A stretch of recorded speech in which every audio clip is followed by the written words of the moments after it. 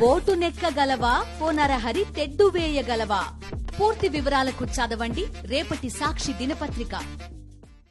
ప్రాణపదంగా ప్రేమించిన ప్రియసఖి స్మారకార్థం తాజ్మహల్ను కట్టాడు ఆనాటి షాజహాన్.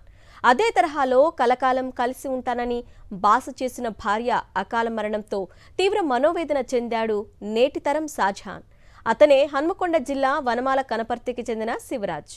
3 ముళ్ళు 7 అడుగుల బంధంతో శివరాజ్, మానస 2018లో ఒకటయ్యారు. వారికి ముద్దులోలికే శ్రీహిత, మేఘశ్రీ సంతానం. ఆనందంగా సాగిపోతున్న పన్నంటి కాపురంపై విధి వింతనాటకమాడింది. 100 ఏళ్లు అన్యోన్యంగా గడపాలనుకున్న వారి ఆశలపై విషజ్వరం చిచ్చుపెట్టింది. ఆసుపత్రిలో చికిత్స పొందుతూ మానస గత ఏడాది ఆగస్టులో తిరిగి రాని లోకాలకు తరలిపోయింది.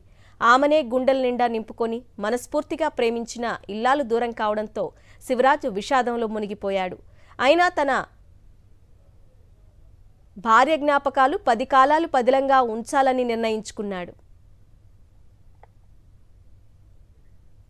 పెద్దల సమక్షంలో తాళి కట్టి ఇల్లాలే సర్వస్వంగా అనుక్షణం ప్రేమించిన తన మానస కోసం ఈ ప్రేమికుడు చరిత్రను తిరగరాశాడు. కళ్ళు చెమర్చేలా 8 అడుగుల ప్రేమ చిహ్నాన్ని ఆమె సమాధి వద్ద నిర్మించాడు. ఆమెతో గడిపిన క్షణాలను ఈ రూపంలో పదిలం చేసుకున్నాడు. భార్య జ్ఞాపకాలు గుర్తుండిపోవాలనే ఆకాంక్షతో శివరాజు చేసిన ప్రయత్నం నేటి తరం భార్యాభర్తల అనుబంధానికి సరికొత్త నిర్వచనంగా నిలుస్తోంది. అంతేకాక భార్య పేరిట సేవా కార్యక్రమాలు సైతం చేపడుతున్నాడు.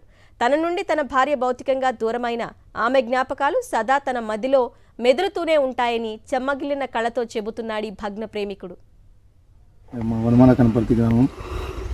మా పెళ్ళి 2018లో అయింది. మార్చి 8వ తారీఖు మా పెళ్ళి అయింది. అయితే 2023 ఏప్రిల్ ఆగస్టులో చనిపోవడం జరిగింది. ఆరోగ్యం కరెక్ట్ లేకుండా చనిపోవడం జరిగింది. అయితే సంవత్సరం అంతకుముందే 1 ఇయర్ అయితే కట్టి పెయింటింగ్ వేసి 1 ఇయర్ సంవత్సరం చేసినప్పుడు కలర్ వేసి చేసిన. గుర్తుగా ఉండాలని మా భార్య మానస ఆమె గుర్తుగా ఉండాలని చెప్పి నేను ఆమె కోసం ఈ సమాధి కట్టించడం జరిగింది.